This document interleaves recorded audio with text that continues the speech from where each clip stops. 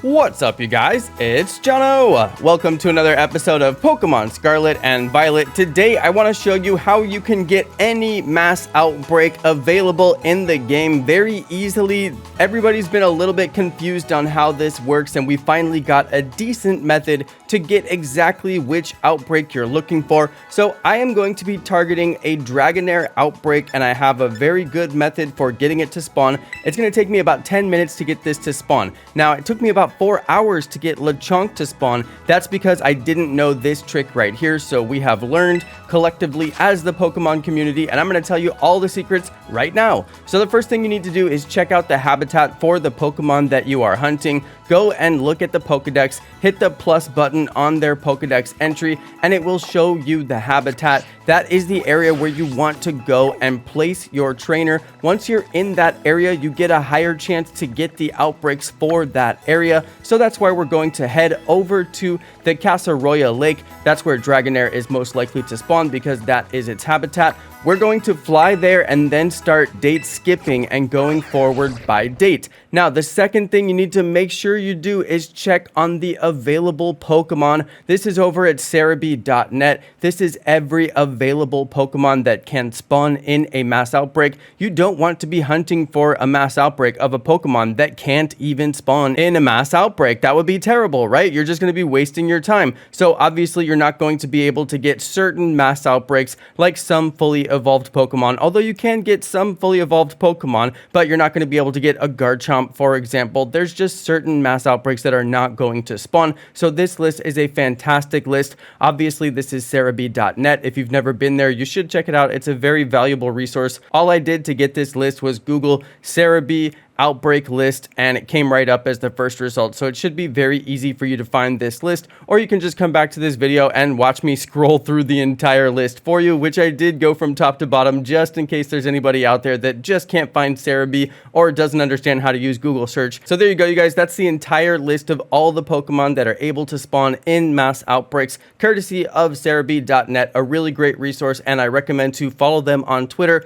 with tweet notifications so you never miss a single update, because they really do cover every single update in the Pokemon world. All right, I always got to give a big shout out to Cerebi.net because their information does make its way into my videos from time to time. Okay, so now we've established that Dragonair is a Pokemon that can spawn in a Mass Outbreak. We established the habitat of Dragonair and we made our way over to that area. Now all that's left is to do the date skipping until we get the outbreak we're looking for. So you're going to turn off synchronized clock via internet in your Switch settings. You're going to go to date and time and skip the day 1 forward. Very easy process. Once you're done with that, you can go ahead and back out of the date menu and hit home and then go back into the game, and you'll notice that the map is updated with all new terror raids and all new outbreaks. Now, if it doesn't work the first time like it just did for me, that's actually very normal. That's very common. Just make sure that you go skip one more day and then you'll see that it does update everything once you skip that second day.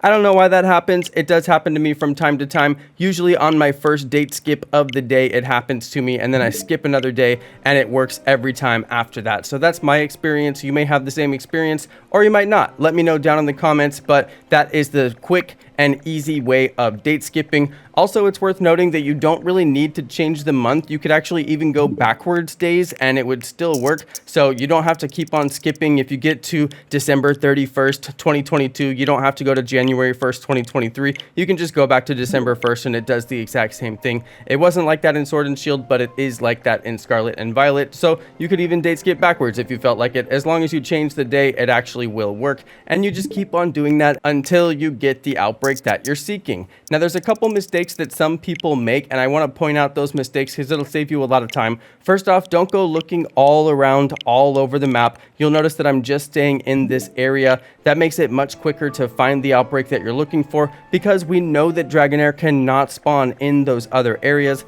It showed us the spawning habitat in the Pokedex, and that spawning habitat is accurate. So you can just look in the areas where it said that you would get the spawns, and that's the same place where you'll be able to get the outbreaks as well. So that's going to simplify your process because you don't have to scroll all the way around here, there, and everywhere. Now, I'm going to speed up my footage because this takes forever, and it did take me about 15 to 20 minutes to get get the Dragonair outbreak that I was looking for. So I've sped up my footage here just so you can see how quick I'm doing it. This is probably about 4x speed or 5x speed, so I really did speed it up pretty fast so we could get through this. But I wanted to show you that it's just one of those volume tasks that you have to do. You're gonna have to do this over and over and over again, and that's why looking around really is a waste of your time. So don't look around too much. I'm even looking around more than I actually need to. I just wanted to be sure that I wasn't gonna miss anything. But when I finally got the Dragonair outbreak, it was right where I expected it, in the lake, super easy to see, and it wasn't off to the side or anywhere weird. And of course, this area is surrounded by ice biome and other biomes where Dragonair is simply not going to spawn, so I can rule out those places and I don't have to scroll all over the map to look around. So don't waste your time scrolling all over the map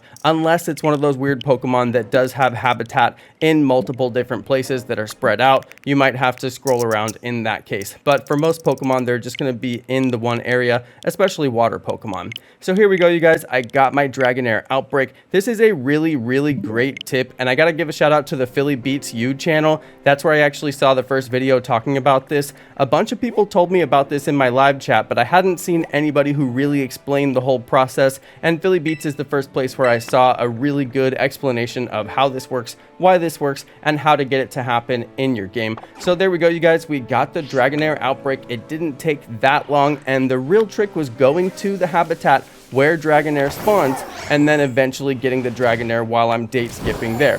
Now, another trick that I want to tell you guys about, which seems fairly obvious but not everybody may have thought of it, you definitely want to be in the map while you're date skipping. Some people are closing out their game entirely and then date skipping. Total waste of time. Don't do that. You don't need to do that. Some people are also just date skipping and then opening up the map. You're also going to be wasting time, so make sure you have the map open while you're date skipping, because you'll save the most time without having to open it and close it, and it's actually a waste because you don't need to do that. You just have to have it open so you can go as quickly as possible. Hopefully that makes sense to everybody. It's a little detail, but it really will speed up your time.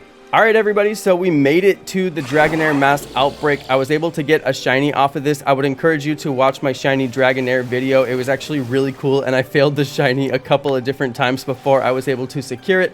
And I got that shiny because I wanted to make this video about how to date skip and get any outbreak that you want in Pokemon Scarlet and Violet. So now you know how to do that. I hope you guys enjoyed this video. I hope you found it useful and informative. Thank you, everybody, for watching. Thank you to all of my amazing subscribers, and peace!